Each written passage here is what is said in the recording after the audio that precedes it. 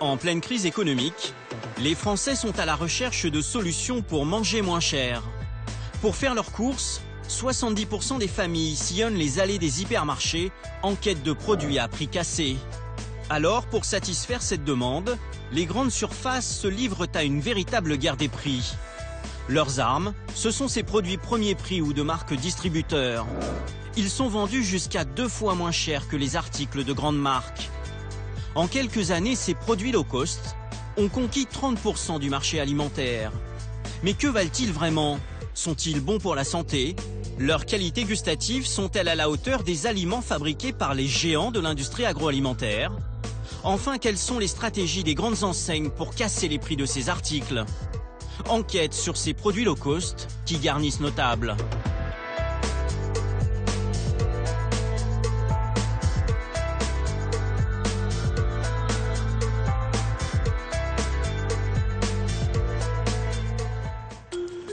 Il nous faut des cornflakes. Oui.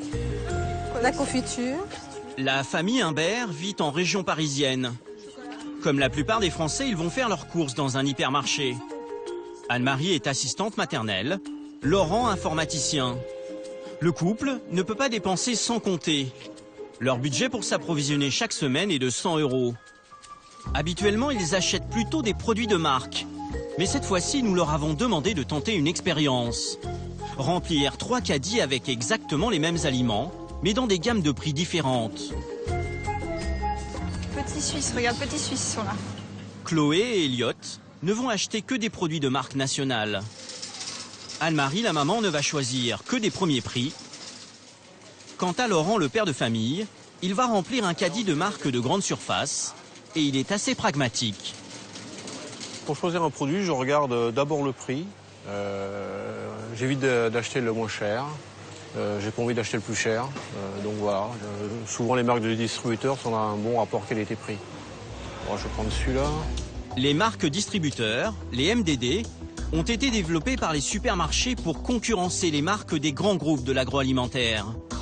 Les MDD coûtent en moyenne 30% moins cher. Ces biscuits, par exemple, ressemblent à s'y méprendre à leur référence de marque. Mais leur prix est de 82 centimes contre 1,18 €. Alors là, il y a les gâteaux en face. Le prix, ce n'est pas ce qui préoccupe le plus Chloé et Elliot, les enfants de la famille. Comme la plupart des adolescents, ils ne jurent que par les marques. Ça garantit une sorte de qualité du produit. Et après, je regarde aussi les boîtes. Un peu naïf, mais on regarde aussi le design, la façon dont c'est fait, les couleurs aussi qui attirent l'œil. Voilà. Quand c'est trop bas de gamme, j'aime pas après. Je me dis que c'est pas bon parce que c'est bas de gamme. Les premiers prix, c'est Anne-Marie qui s'en charge. Sauce tomate, sauce bolognaise bien vue, 63 centimes. Pour les trouver, il faut souvent chercher et se baisser un peu. Ces articles premier prix sont aussi développés par les grandes surfaces, mais elles n'apposent jamais leur nom dessus pour se démarquer des MDD. Question design, ces produits les moins chers font dans le minimalisme. Mais le prix, mini lui aussi, est très attractif. Ce saumon fumé, il est à 2,33 €. Ah non, c'est tout à fait correct, hein, tout à fait correct. Maintenant, avec quoi il est nourri, la question est là. Et voir comment il a été fumé aussi. Comme le reste de la famille, Anne-Marie se méfie des premiers prix. Cette assistante maternelle s'imagine mal donner ses petits Suisses bon marché aux enfants qu'elle garde. Je n'achète pas la marque premier prix, tout simplement parce que les parents, je leur dois la qualité quand même pour leurs enfants. Je garde leurs enfants, je dois leur acheter des produits de qualité. Parce que pour vous, premier prix, ça veut dire quoi? Une qualité moindre, peut-être un peu moins bon, peut-être... Mais pourquoi pas essayer? Je testerai. Les articles de marque distributeur ou les premiers prix sont-ils vraiment moins bons que les produits de marque nationale? Rien n'est moins sûr. Pour l'heure, le passage en caisse des caddies remplis de 17 produits similaires mais de gammes différentes va livrer un premier verdict, celui du prix. Alors, vous en avez pour combien? Bah, nous, 43,65 €. Oh, et toi? 33,36. 18,73 €. Bravo. Génial, c'est moi qui ai gagné. 43 € pour le caddie de marque nationale, 33 € pour les marques de distributeurs et surtout 18 € pour le caddie des premiers prix. C'est plus de 2 fois moins cher que celui des grandes marques. De quoi faire réfléchir Anne-Marie. J'ai l'habitude de faire les courses, c'est vrai que je ne m'attendais pas à autant de différence entre ce caddie-là et le mien. Je pense que je vais essayer de goûter un peu les produits, les premiers prix. Peut-être que je reviendrai sur quelques idées reçues. Alors, cette différence de prix entre ces 3 gammes se retrouve-t-elle dans la qualité des produits? Pour le savoir, nous nous sommes intéressés à un article contenu dans les 3 caddies du saumon fumé. Le premier prix choisi par Anne-Marie coûte 3 à 4 fois moins cher que les autres. Est-il donc plus mauvais? Sous ces films plastiques, rien ne ressemble plus à une tranche de saumon qu'une autre tranche de saumon fumé. Et pourtant, les prix peuvent varier de 1 à 10. 11,65 € le kilo, 36 € et parfois même plus de 100 € le kilo pour ce saumon. Parmi ces produits, il y en a un qui va nous servir de référence, ce saumon label rouge, un label officiel octroyé aux produits de qualité supérieure, quelle que soit leur marque. Il est vendu plus de 45 € le kilo, rien à voir avec un saumon premier prix vendu lui 12 €. Ce saumon label rouge est fabriqué en Bretagne. Dans la banlieue de Quimper, cette usine produit chaque année 160 tonnes de saumon fumé label rouge. Un saumon haut de gamme sur lequel veille Vincent Gélamur, le directeur industriel de cette entreprise bretonne. On va la mettre là-bas. Pour commercialiser des tranches de saumon label rouge, Vincent et son équipe reçoivent tous les jours des cargaisons de saumon frais élevés en Norvège. Tous les saumons élevés sont des saumons atlantiques, salmo salar. Après, on a des saumons qui, dans leur croissance, vont être plus petits, d'autres plus gros. Il y en a qui vont avoir une déformation due à un choc. Et c'est là que va se faire une première sélection entre le saumon qu'on appelle supérieur, quand il est livré ici, et le saumon ordinaire. Pour produire du saumon label rouge, Vincent n'achète que des saumons supérieurs. La chair doit être ferme et, critère très important, avoir un taux de graisse très faible qui ne doit pas dépasser 16%. Une fois que le poisson a été transformé en filet, Vincent et ses ouvriers vont faire la chasse au gras. Sur le bord du filet, on a une partie grasse qu'on appelle le belly et qui n'est que du gras. Et on va également enlever le gras qui est sur le filet, parce que sur le label rouge, on ne veut aucun gras, que de la chair dite rose. Poubelle aussi pour le muscle brun, cette partie qui court tout le long du dos du saumon. Un morceau comestible, mais un peu dur sous la dent et moins présentable dans l'assiette. Une fois le gras et le muscle brun éliminés, le filet de saumon a déjà perdu une grande partie de son poids. On a pesé le chariot à l'entrée. Il avait 386 kg de matière, ce chariot. Et après l'étape où on a tout enlevé, il n'est plus qu'à 220 kg. Voilà, donc il a perdu 40% de son poids. Cette perte de matière, c'est ce qui explique le très faible rendement du saumon label rouge et donc son coût élevé. Pour produire 1 kg de tranches de saumon fumé labellisé, 3 kg de saumon sont nécessaires. Et le filet de saumon va continuer à réduire comme peau de chagrin lors d'une étape essentielle, le salage. Pour le conserver, du gros sel est déposé sur le saumon. Il va absorber l'eau contenue dans la chair du poisson. Encore quelques grammes qui s'évaporent sous le regard d'une importante main-d'œuvre qui coûte cher. Il y a des personnes qui ont dû le mettre à la saleuse, et puis après, il y a une personne qui va contrôler son taux de sel, et puis après, il y a une personne qui va enlever l'excédent. Il faut vraiment qu'on surveille cette étape-là, elle n'est pas automatique. Donc le rendement et les personnes associées font une vraie différence de prix en finale. L'appellation label rouge oblige ensuite Vincent à fumer le saumon au bois de hêtre pendant 6 heures pour parfumer le poisson. Une opération au cours de laquelle le saumon perd encore 8% de son eau et donc de son poids. On est sur quoi là? On est sur du 2 tranches? Ok. Dernière étape, la découpe des tranches.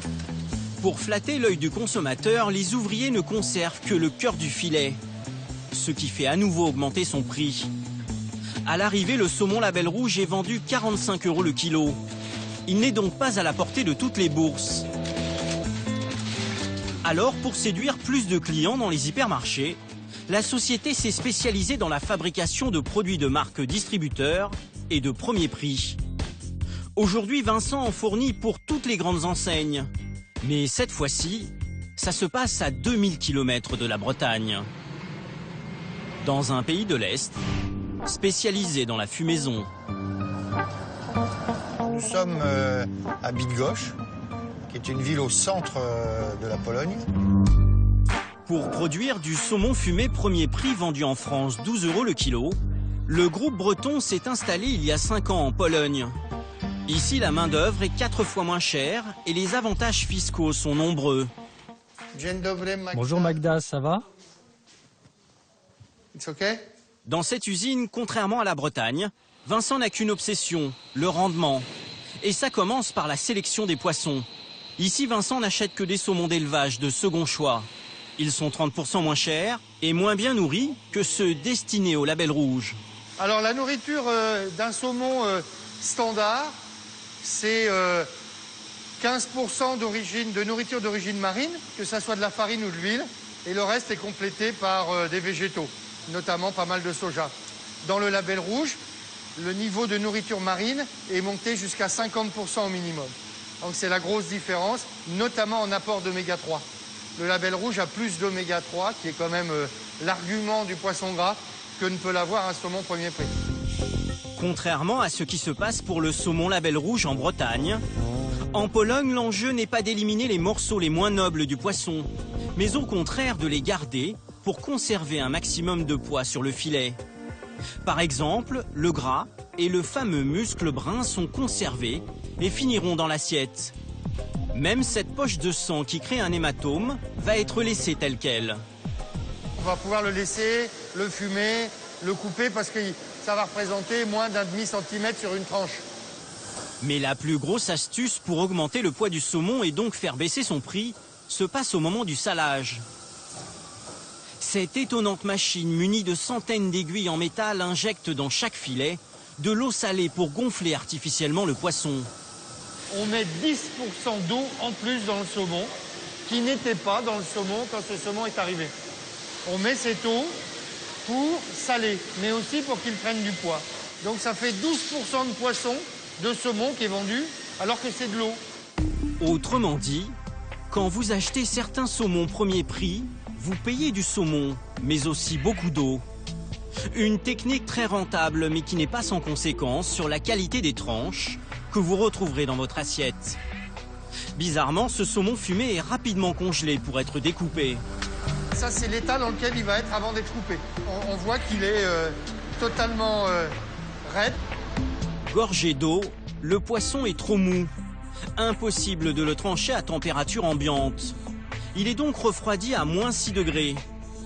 Mais une fois congelé, le saumon a perdu de sa saveur par rapport au label rouge, qui doit être frais pour rentrer dans les critères du label.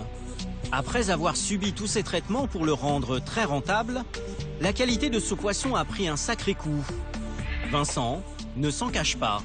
Prendre un poisson qui a été élevé comme ça avec soin et que le but ultime, c'est de l'injecter et de le présenter d'une manière qui ne le met pas en valeur, on peut dire quand même qu'il y a une perte peut-être de valeur un peu globale. Mais quand même, le premier prix a un certain succès, donc il ne faut pas négliger. En proposant des premiers prix, les grandes enseignes s'adaptent à la demande des consommateurs qui vont vers le moins cher. Mais une fois dans notre assiette, que vaut ce saumon premier prix? Retour à Paris. C'est ici que l'association UFC Que Choisir a installé ses bureaux. Pour informer les consommateurs, Claire Garnier, ingénieure, organise régulièrement des essais comparatifs sur plusieurs produits.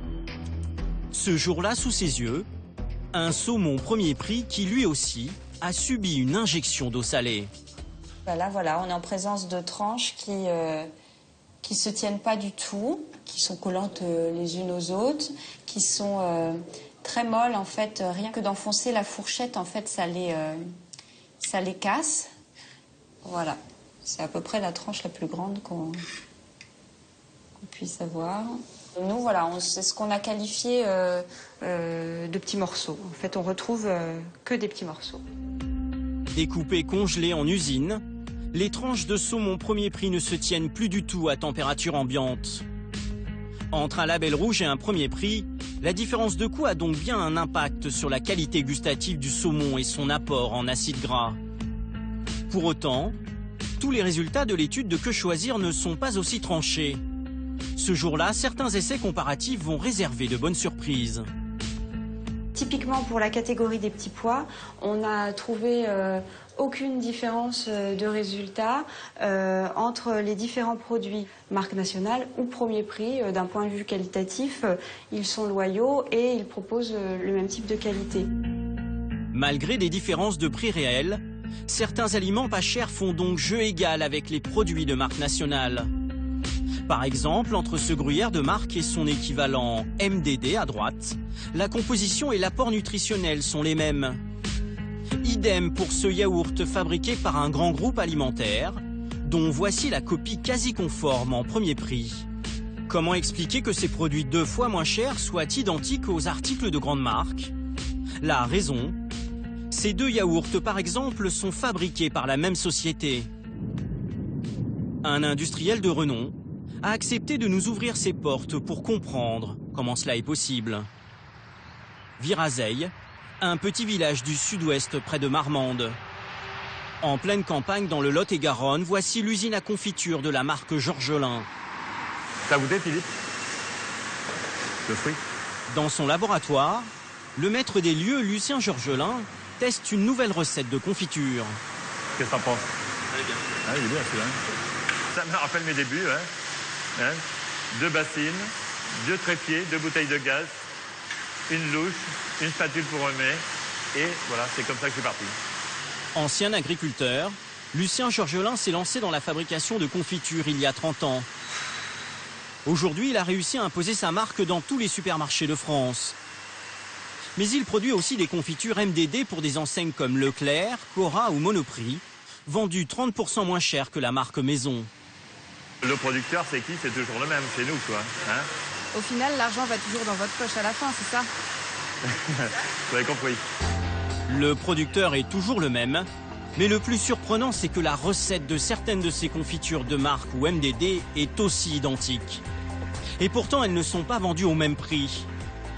Comment fait l'industriel pour produire la même confiture et la vendre à un prix différent? Lucien Georgelin a accepté de nous livrer ses petits secrets. Patrick est l'un des chefs d'orchestre de l'usine. C'est lui qui supervise la fabrication des confitures. Jean-Luc, je te laisse aller finir de nettoyer. Je vais finir la bassine.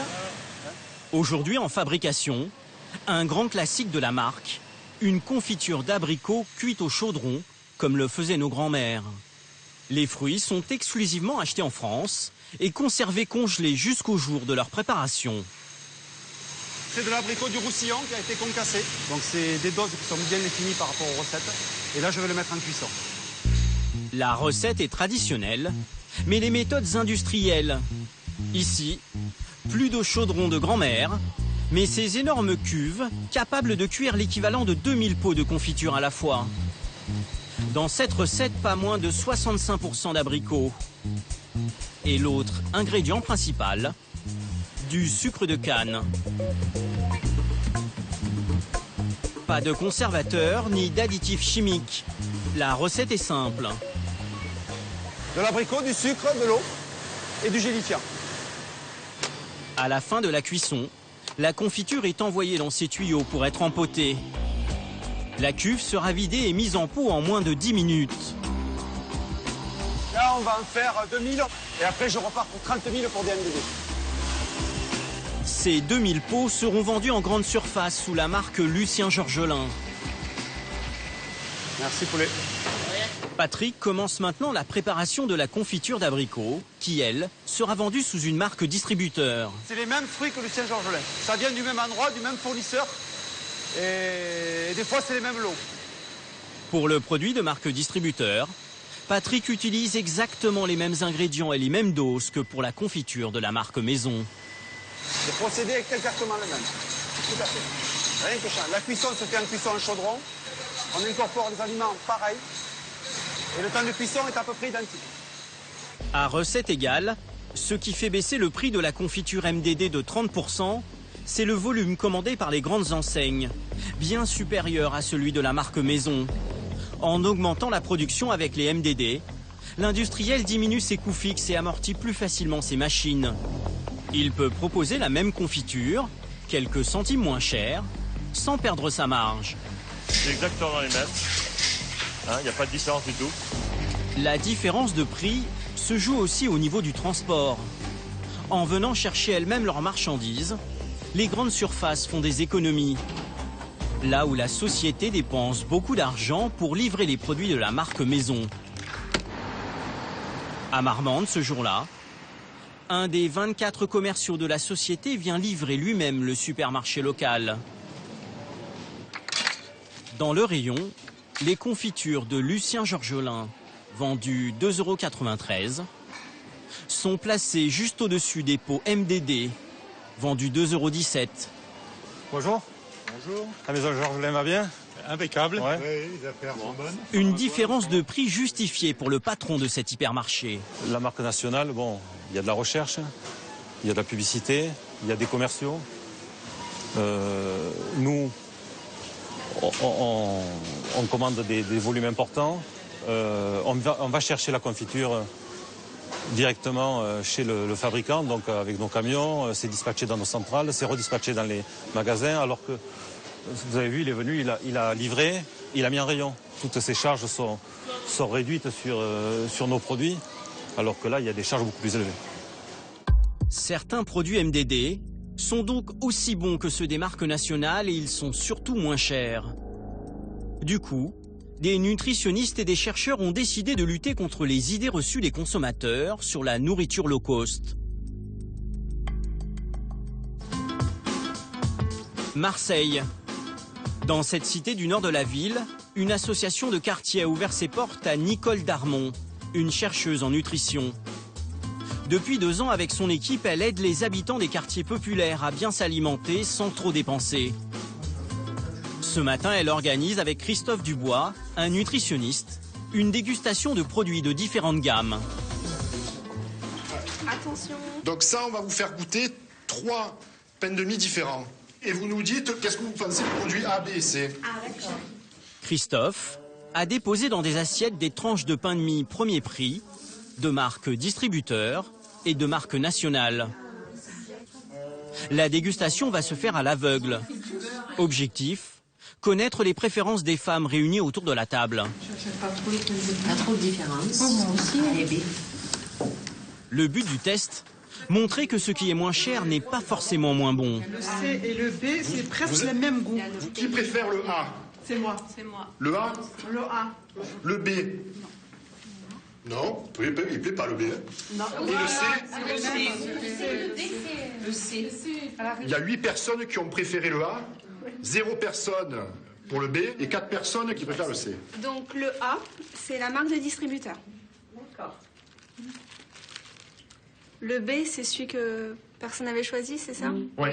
Donc le B, c'est la marque nationale. Donc c'est le plus cher.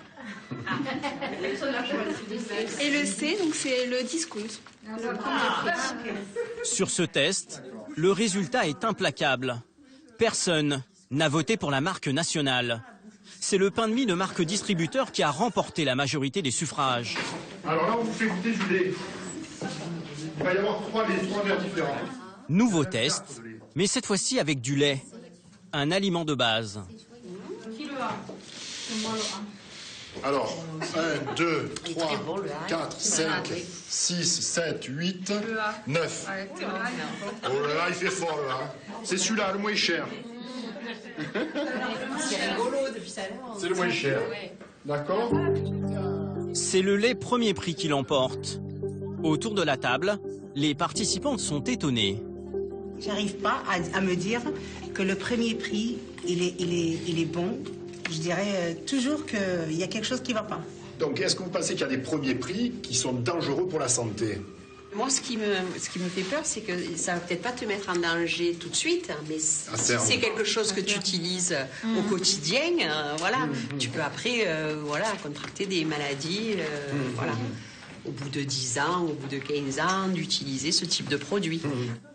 Pour beaucoup de personnes, les premiers prix ou les MDD n'ont pas toujours bonne presse. Alors Nicole, la nutritionniste, tente régulièrement d'expliquer que les produits low cost ne sont pas forcément plus gras, plus sucrés ou plus salés que les autres. En général, il n'y a pas de différence notable en termes de qualité nutritionnelle parce que les ingrédients sont à peu près similaires. Surtout les produits qu'on a testés aujourd'hui, c'est des produits constitués d'un seul ingrédient, mono-ingrédient. C'est que du jus de fruits, c'est que du lait. Donc là, il n'y a vraiment pas de raison qu'il y ait des grandes différences, quoi. En matière de premier prix et de MDD, les monoproduits comme ceux-ci sont quasi identiques aux articles de grandes marques. Leur apport énergétique est similaire. C'est la même chose donc. Mais c'est nutritionnellement la même chose. Nutritionnellement. Donc c'est pour ça ça vaut le coup de goûter, parce que nutritionnellement c'est la même chose. Après ça vous plaît pas. C'est question de goût, c'est un choix personnel qu'on met en rapport avec le prix, quoi. Que vous allez faire vous, que vous allez mettre en rapport. Vous avez changé d'avis ou pas? Ben écoutez, oui, parce que tout simplement j'avais l'habitude de me dire, j'ai toujours acheté, malgré que ça me faisait peur, mais ça n'empêche que j'allais toujours vers les marques. Comment on dit national? Non, pas national, distributeur. Voilà, je gardais toujours cette trajectoire en fait. Et de temps en temps, j'aimais bien gâter mes enfants, donc je leur achetais de la marque. Style le jus de fruits, c'est vrai que pourquoi pas acheter la marque nationale. Mais à partir d'aujourd'hui, je crois que je vais garder la marque distributeur. Le constat de ces nutritionnistes est plutôt rassurant. Mais peut-il s'appliquer à tous les produits simples que nous pouvons trouver dans notre assiette ? Pouvons-nous juger un aliment sur sa seule valeur nutritionnelle? Nous nous sommes intéressés à un autre produit bon marché très populaire en France, la crevette. Considérée hier comme un mets de luxe, la crevette est aujourd'hui l'un des produits de la mer les plus consommés. On la trouve partout aux rayons frais ou surgelés et dans les plats cuisinés à un prix devenu très accessible. Aujourd'hui, le petit crustacé est souvent bradé à moins de 10 € le kilo, en promotion dans les rayons poissonnerie des supermarchés. Comment les grandes surfaces peuvent-elles afficher des prix aussi bas? En caméra cachée, nous interrogeons le responsable du rayon. Sur son étal, des crevettes d'origine vietnamienne à 13,90 € côtoient d'autres crevettes beaucoup plus chères en provenance de Madagascar à 28,90 € le kilo. Qu'est-ce qui explique la différence de prix, vous savez ou pas? La provenance, c'est le calibre. D'accord, donc celle de Vietnam, elle est moins bonne? Vietnam, elles sont moins chères. Vietnam, elles sont moins chères? Mais pourquoi? Parce que les gens là-bas sont payés moins cher, peut-être. On peut faire confiance aux produits de Vietnam ou... On est expert de ça. Mais pour vous? Je les mange pas. Vous les mangez pas? Ces prix bas cachent-ils quelque chose?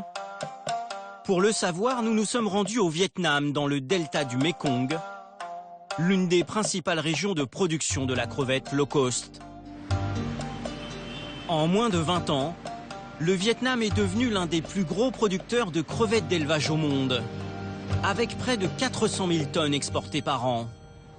À 6 heures de route d'Ho Chi Minh Ville, la province de Soc Trang est la plus importante région d'élevage intensif de crevettes. Ici, les rizières traditionnelles et la végétation ont cédé la place à des kilomètres de bassins. Près de 4000 hectares de petites fermes aquacoles serrées les unes contre les autres. Aujourd'hui, c'est jour de récolte.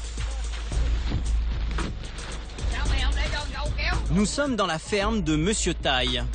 Autrefois riziculteur, il élève des crevettes de manière intensive depuis 13 ans. Dans ses paniers, une espèce appelée vanamei, ou crevette à pattes blanches. En moins de 3 ans, 40% des élevages du Vietnam se sont convertis à cette espèce, plus économique que les autres. Avant, on élevait des crevettes tigrées, mais elles tombent trop facilement malades. Les crevettes aux pattes blanches sont plus résistantes et leur temps d'élevage est beaucoup plus court. Mais cette productivité a un prix.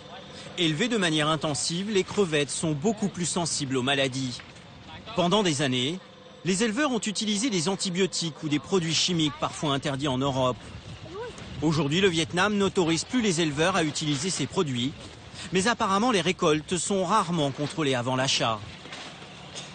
Est-ce que les acheteurs testent la qualité de l'eau ou des crevettes? Non, non. Quand ils viennent, ils regardent juste si les crevettes sont belles et propres. Si ce n'est pas le cas, c'est plus difficile de les vendre. Monsieur Tai dit n'utiliser aucun produit interdit dans son élevage.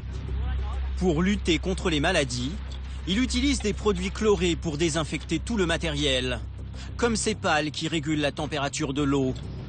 Après chaque récolte, les piscines sont complètement vidées et traitées à la chaux et au chlore. Il faut éradiquer toute trace de vie, tous les vecteurs possibles de maladies. Ensuite, on remplit les bassins avec de l'eau de mer, traitée elle aussi. Si on ne traite pas l'eau de mer, elle peut contenir des virus ou des maladies. Et les crevettes risquent de mourir. On traite l'eau avec des produits chimiques comme du kaolin, un désinfectant. En quantité raisonnable, ces produits sont inoffensifs pour la santé. Mais une fois dans les piscines, les crevettes vivent dans un milieu clos et aseptisé qu'il faut oxygéner sans cesse pour éviter qu'elles ne s'étouffent. Dans ces bassins, elles n'ont pas de quoi s'alimenter. Alors, tous les 2 jours, l'éleveur reçoit 1 tonne de nourriture industrielle, elle aussi aseptisée. Il y a de la farine de poisson, des graines de soja et des brisures de riz. Je ne leur donne que de la nourriture industrielle, jamais de nourriture naturelle. La nourriture industrielle est complète et ça les fait grandir plus vite. Mais pour produire 1 tonne de crevettes, il faut pêcher plus de 2 tonnes de poissons pour fabriquer les farines. Un non-sens écologique. Nourries de manière industrielle, les crevettes d'élevage intensif ont aussi beaucoup moins de goût que les crevettes naturelles. L'éleveur parviendra cependant à les vendre à un bon prix. Aujourd'hui, j'ai fait une bonne affaire. J'ai vendu 9 tonnes de crevettes pour 1,1 milliard de dong. Monsieur Tai vient de gagner 39 000 €. Ces crevettes ont été achetées 4 € le kilo par une usine de conditionnement. Nous nous rendons dans l'une d'entre elles, à Sok Chang, la principale ville de la province. Bonjour, bienvenue chez Vina Clean Food. Suivez-moi. Monsieur Fu est le directeur de cette société. Chaque année, il exporte 10 000 tonnes de crevettes dans le monde entier. Il reconnaît que certains lots qu'il achète sont parfois contaminés par des produits interdits. Oui, il y a quelquefois des problèmes, mais pas souvent. De toute façon, mon laboratoire a des équipements très modernes et ils sont faciles à détecter. Pour nous rassurer, Monsieur Fu nous propose de visiter son usine. Sur les lignes de production, des centaines de petites mains décortiquent, découpent ou embrochent.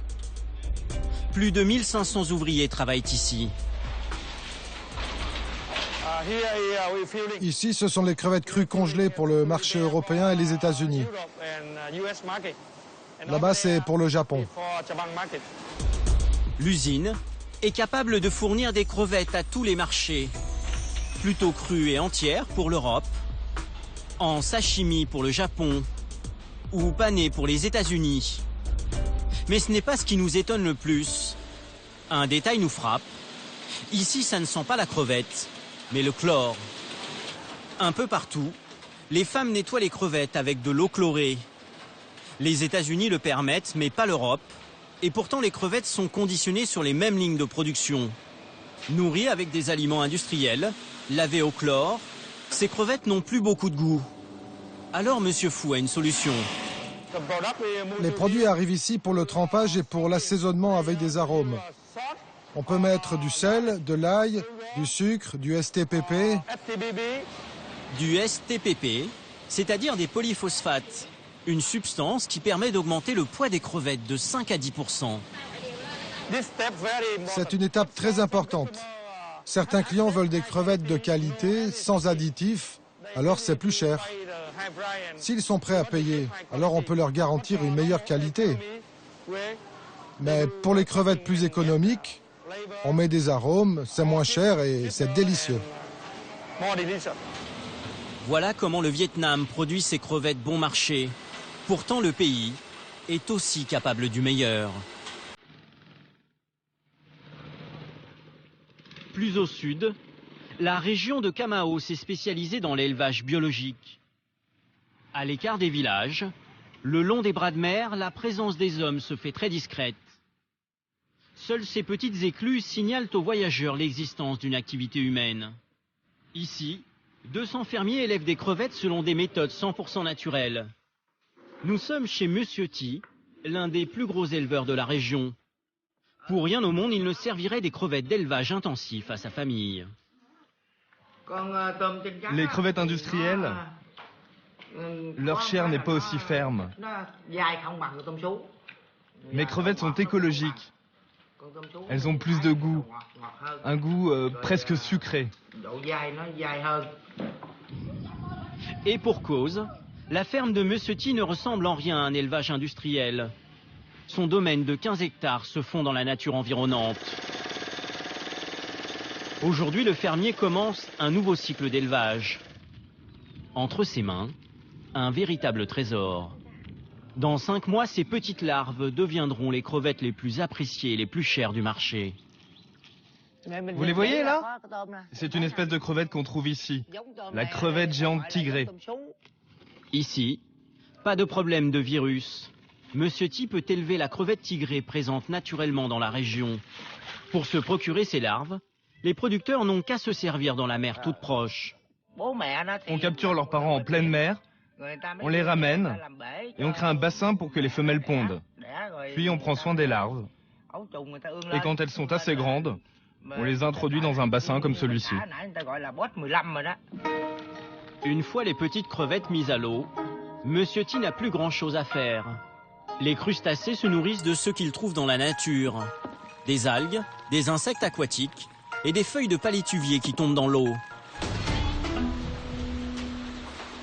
2 fois par mois avec son fils, Monsieur Thi ouvre les vannes de ses bassins.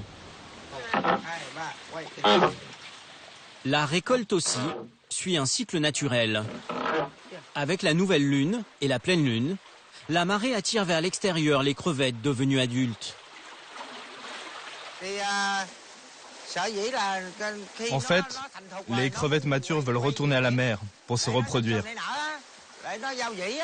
Donc je pose un filet sur leur chemin pour les attraper. Je stoppe les grandes crevettes et je les attrape. Alors que les petites, elles, restent dans le bassin pour manger et continuer de grandir. Il ne reste plus qu'à attendre.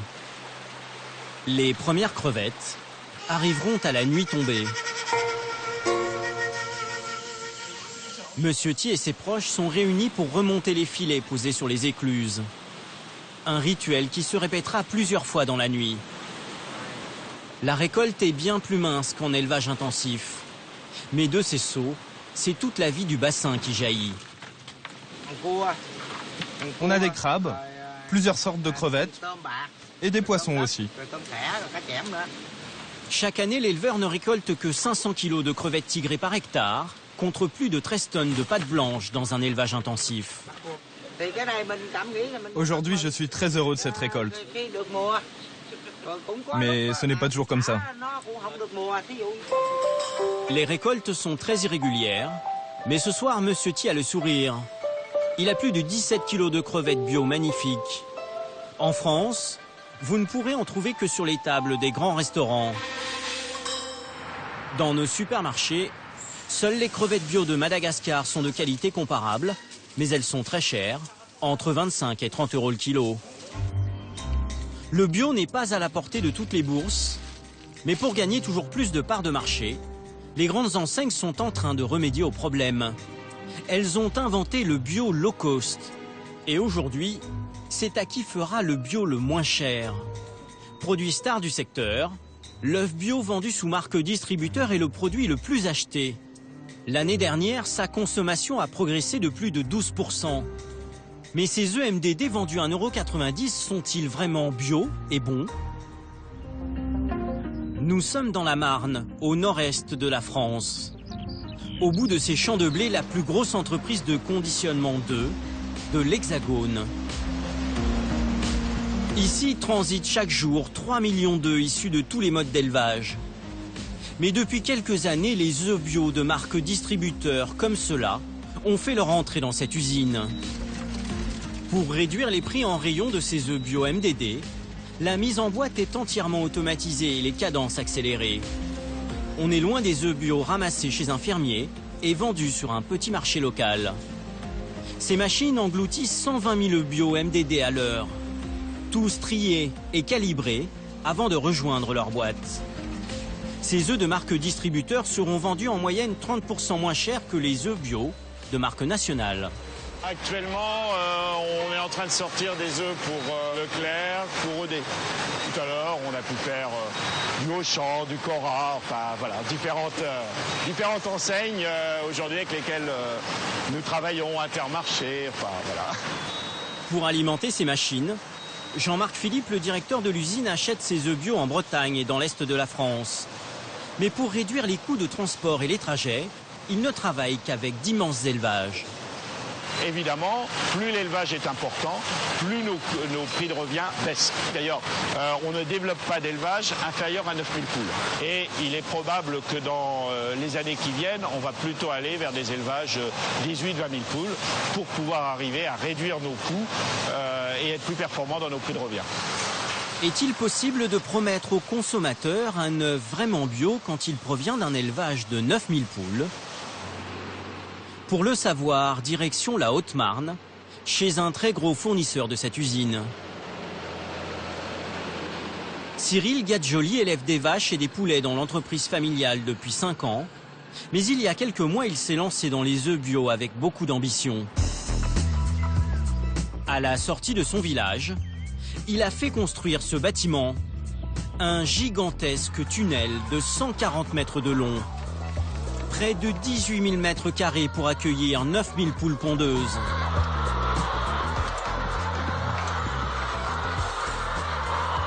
C'est vrai qu'au début c'est impressionnant, mais à force, ça nous paraît plus si gros que ça. D'après les normes européennes sur le bio, un bâtiment ne doit pas accueillir plus de 3000 poules pondeuses. Alors pour regrouper 9000 poules et limiter les trajets vers l'usine, Cyril, comme beaucoup d'éleveurs, utilise une parade. Il a collé 3 lots de 3000 poules, séparés seulement par ce mince grillage. Les bêtes évitent ainsi de s'entasser, enfin, en principe. Là, ils ont dû se bourrer un peu, ils ont dû avoir peur de quelque chose dans la nuit où ils se bourraient, puis du coup, ils ont pété un peu le grillage. Il y a 3 mois, Cyril ne connaissait strictement rien au bio. Ce bâtiment, il l'a monté grâce à l'aide technique de l'usine de conditionnement de la Marne. Pour baisser le coût de revient de ces œufs bio MDD, tout a été calculé pour obtenir un rendement maximum. Là, je vais avoir les chaînes d'alimentation. Cyril a l'obligation de nourrir ses poules avec des céréales issues de l'agriculture biologique. Donc là, on va avoir du maïs, du blé, des tourteaux de soja et plus des oligos, des autres matières. Ce mélange a été élaboré pour que chaque poule ponde 275 œufs par an, contre 230 dans une petite exploitation bio. Le soja a un rôle très important. Riche en protéines, il augmente le nombre et la taille des œufs. Et pour que les bêtes ne manquent jamais de nourriture et continuent à pondre, ces énormes silos envoient toutes les 4 heures leur repas. Les poules sont également soumises à 16 heures de lumière par jour. Et pour récolter les œufs le plus vite possible, tout a été organisé. Ici, c'est le pondoir. Vous pouvez voir, il y a des poules dedans. Là, c'est le pondoir. En fait, elles vont pondre sur le tapis en caoutchouc ici. Et l'œuf va rouler et va arriver sur un tapis, là on ne le voit pas. J'ai un tapis qui récupère tous les œufs et qui amène tous les œufs jusqu'à l'autre bout du bâtiment, à la salle de conditionnement là-bas. C'est hyper moderne? Ah oui, tout à fait. C'est bien, parce qu'avec un panier, pour ramasser 9000 œufs, avec un panier, c'est pas trop simple. On y passerait plus que la journée. Dans cet élevage, on est loin de l'idée que la plupart des consommateurs se font de la production biologique. Mais l'élevage de Cyril est parfaitement aux normes de la législation européenne sur le bio. À l'extérieur du bâtiment, les poules disposent même d'une immense prairie accessible de 10h à 22h. Donc la prairie, on voit bien qu'elle fait tout le tour, tout ce qui est tout le long du bois. Ça part jusque là-bas derrière, puis jusque de l'autre côté, sur la route. Un immense espace, mais les poules sont déjà tellement nourries dès 7h du matin qu'elles ne font pas vraiment l'effort d'aller picorer dans l'herbe. Elles se contentent de rester à proximité du bâtiment et dépendent totalement de la chaîne d'alimentation. C'est la chaîne qui s'est mise en route, l'alimentation. Elle l'a entendu, donc... Et c'est ce qui fait toute la différence avec une poule élevée dans une petite exploitation bio qui se nourrit davantage avec de l'herbe et beaucoup moins avec des graines. À l'arrivée, ces œufs MDD sont-ils aussi bons et riches que des œufs bio traditionnels? Paris, au marché bio des Batignolles. Merci beaucoup, monsieur. À la semaine prochaine. Claude Aubert est ingénieur agronome. Il est l'auteur de nombreux ouvrages sur les bienfaits de l'alimentation bio. Tous les samedis, il fait ses courses chez Suzanne, une vendeuse de volailles bio. Bonjour Suzanne, ça va? Bonjour monsieur. Alors? Je vous laisse les choisir. Hein. Oui, ben non, mais ils sont tous bons. Hein. Les œufs de Suzanne coûtent 5 € la douzaine, contre 3 € en moyenne pour des œufs bio de marque distributeur. Mais pour Claude Aubert, ils sont bien meilleurs que des œufs MDD, à cause des vitamines essentielles que les poules de Suzanne trouvent dans la nature. Vous les nourrissez comment Quand elles se lèvent, elles vont déjà parcourir. Moi, je leur donne vers 9-10 heures à manger. Donc avant, elles vont chercher à manger dans l'herbage. Oui, tout à fait. Oui. Toutes les vitamines déjà des céréales et longs, plus ce qu'elles trouvent dans l'herbage et dans la verdure, quoi. Oui, alors la différence de ce type d'œufs avec les œufs produits à grande échelle, même bio, c'est que, Suzanne a 130 poules, donc elles sortent beaucoup plus dehors. Du fait qu'elles mangent beaucoup dehors, beaucoup d'herbes, les œufs sont beaucoup plus riches, notamment en vitamine A, en caroténoïdes et en oméga 3. On sait que les oméga 3, c'est un acide gras essentiel dont on consomme de loin pas assez, en particulier à cause des modes de production modernes. Et on sait que ça a un rôle protecteur vis-à-vis des maladies cardiovasculaires, ça a même un rôle sur le psychisme, ça a un rôle protecteur vis-à-vis de certains cancers. C'est vraiment essentiel de consommer davantage d'oméga 3 qu'on le fait aujourd'hui. Je vous dois. Quand vous consommerez un œuf bio low cost, il ne sera pas moins bon au niveau du goût, mais son apport en vitamines et en oméga 3 sera plus faible. Et ce n'est pas le seul problème. Pour que les poules pondent plus, les éleveurs en MDD donnent donc à leurs bêtes du soja. Mais ils se fournissent à l'étranger, où ils ne sont pas à l'abri de mauvaises surprises. En Bretagne, l'entreprise Edoubresse fabrique de l'alimentation complète pour poules pondeuses bio depuis 20 ans. Comme la majorité des fabricants, Arnaud Dumusois incorpore du soja dans ses formules. C'est la source de protéines la plus concentrée, donc la plus économique du marché, mais il y a un hic. Le soja, c'est une matière première, au moins pour les métiers de l'alimentation bio, à risque. Il faut savoir que 80% des graines de soja plantées dans le monde sont issus d'OGM. En fonction des origines de ces graines, le risque est plus ou moins élevé. Le risque n'est pas forcément sanitaire, mais qui dit OGM dit que votre œuf ne sera plus du tout bio. Et la traçabilité du soja pose question. Le soja français est garanti sans OGM, mais il est rare et cher, alors les producteurs sont obligés d'en importer de pays où ils peuvent trouver du soja bon marché comme en Europe de l'Est, au Brésil ou en Asie. Mais cela n'est pas sans risque. En 2008, la filière est victime d'un premier scandale avec du soja bio chinois, contaminé à la mélamine, un produit très toxique. Au Brésil, les productions bio sont régulièrement contrôlées positives aux OGM et aux pesticides. Allez, tu laisses couler. Arnaud Dumusois pensait prendre moins de risques en important son soja bio d'Italie. Un pays proche de la France soumis aux mêmes normes européennes. Mais en avril 2012, il a fait une très mauvaise découverte dans son soja. On a trouvé dans ce camion un peu de pesticides et une teneur en OGM, donc non compatible avec le travail en bio. Et pourtant, on avait un certificat de conformité en agriculture biologique. Son fournisseur italien lui a en fait vendu des céréales achetées en Roumanie. Du soja conventionnel vendu frauduleusement pour du bio, avec la complicité probable d'un organisme certificateur. L'enquête est en cours, mais pour Arnaud Dumusois, il est déjà trop tard. Son aliment avait déjà été vendu et en partie consommé par des poules françaises. Désormais, pour éviter les problèmes, il commande des analyses express sur tous ses lots. Pour une sécurité totale. Heureusement pour les consommateurs, l'œuf est capable de filtrer naturellement les pesticides. Les œufs qu'ils ont mangés n'étaient donc pas contaminés, mais ils n'auraient jamais dû être vendus avec l'appellation bio. La filière des œufs bio MDD n'est pas épargnée par les scandales alimentaires qui font régulièrement la une des journaux. Cette année, une nouvelle fraude a été découverte. Une nouvelle affaire de tromperie dans l'alimentaire. Ici, il ne s'agit pas de viande de cheval, mais d'œufs de poule. Un producteur de la Drôme était jugé aujourd'hui au tribunal correctionnel de Valence. Alors la qualité des œufs n'est pas en cause, c'est leur provenance réelle qui l'est. Il les vendait comme d'origine française alors qu'ils venaient en fait d'Italie. Une entreprise de bio s'est fait épingler par la répression des fraudes. Dans l'incapacité de fournir assez d'œufs aux grandes surfaces, un patron a basculé dans l'illégalité. Il a importé entre 2008 et 2010 11 millions d'œufs d'Italie, en les vendant comme des œufs bio français. Pour sa défense, il a évoqué la pression des distributeurs qui le menaçaient de trouver d'autres fournisseurs. La société a été condamnée à une amende de 28 000 €. Aujourd'hui, l'espace consacré aux marques distributeurs et au premier prix dans les grandes surfaces ne cesse de grandir. Tous les grands groupes industriels, ou presque, se sont engouffrés dans ces marques bon marché. Et les consommateurs peuvent davantage faire confiance à certains de ces articles. Mais pour produire moins cher, les fabricants sont souvent obligés de faire des concessions qui altèrent la fiabilité de ces produits.